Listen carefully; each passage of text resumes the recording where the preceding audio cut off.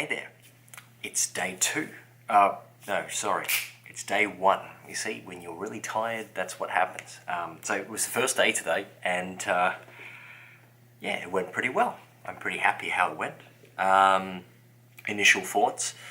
I do know that I'm going to be very, very time poor over the next 4 months, that's for sure.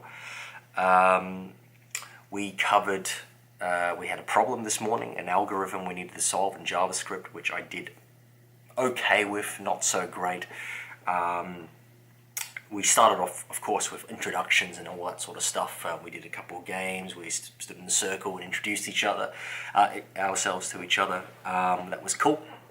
And then we went straight into the problems, and then after that we had lunch, and then we went into what's known as Big O notation.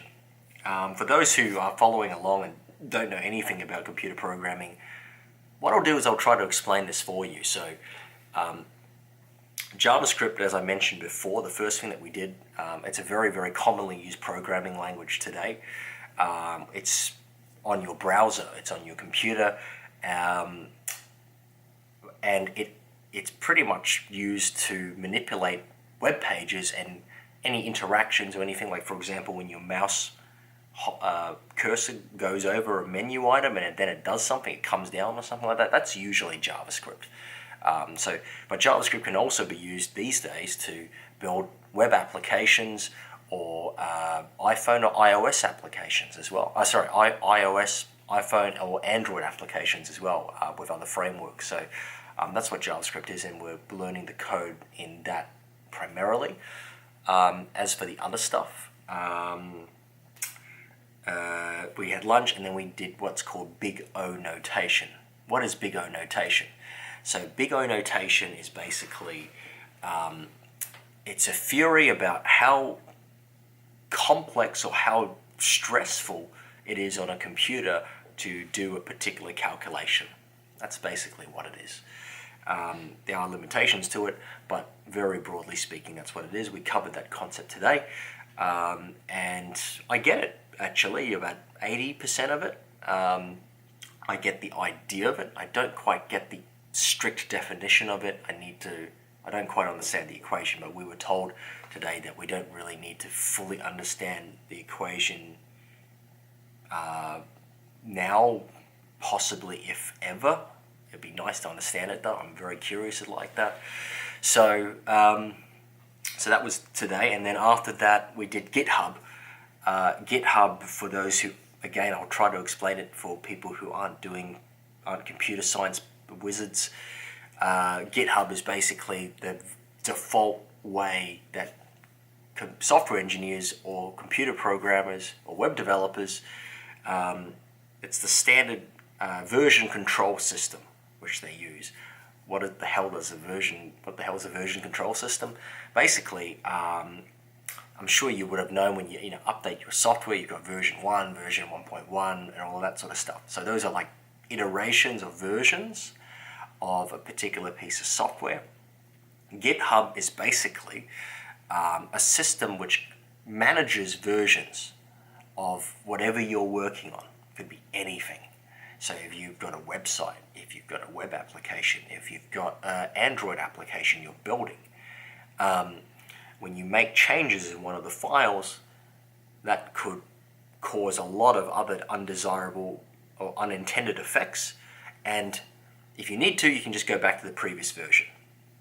So it's kind of a step-by-step way of going through that and making sure that if you do stuff something up, you can go back, and that if you are actually changing something, that you're absolutely certain that you want to change something. So that's in a nutshell what it is, very broadly speaking.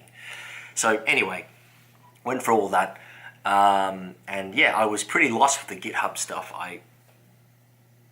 It's not terribly intuitive to me, but it's something that I think I'll understand or better as I get along. It's not so much the concept I get it, I understand why it exists. I just need to get better at typing things in to make sure it does what I want it to do instead of deleting people's files by accident. That's not cool. But we've been told that we're loading up with this skill set now so that later when we do projects for companies or clients, that we're not accidentally deleting their files or changing things unnecessarily. That would be really bad. So, yeah, that was today. I'm actually really happy I'm doing this. I feel like the people that I'm working with, we've got a cohort of 16 students, including myself. They're all lovely people. I've got a good feeling about things. It's good. There's not a single person in my cohort who I in any way dislike, that's a good start. Usually when you've got a group of 15, 20 or so people, you usually hate. No, I wouldn't use the word hate. There's usually someone not so quite sure about that guy or such, but I don't have any of those feelings, which is good. So that's a good thing. As I mentioned in my previous video, my previous experience is very unrelated to computer programming or that type of skill set. Being sales and client relations, sitting down and doing algorithms is not my usual thing. So I feel like I'm really stretching my brain by sitting down and focusing on doing the work. And there's a deep satisfaction in knowing that you're developing yourself as a person in a really difficult way, or actually I should use the word a challenging way, to put it more positively. So yeah, I can feel like I'm improving in this already, even on day one. So especially with such lovely supportive people at Rhythm School that are leading the way. It's really, really happy with the instruction that we received today. So I've got very high hopes actually. And yesterday I was cautiously optimistic. Now I'm very optimistic. So that's me. That's end of day one. Today is the 19th of February. It's about 11:15 at night. I'm going to have a shower and I'm going to go to bed. I'm very, very tired. But over and out. See you tomorrow.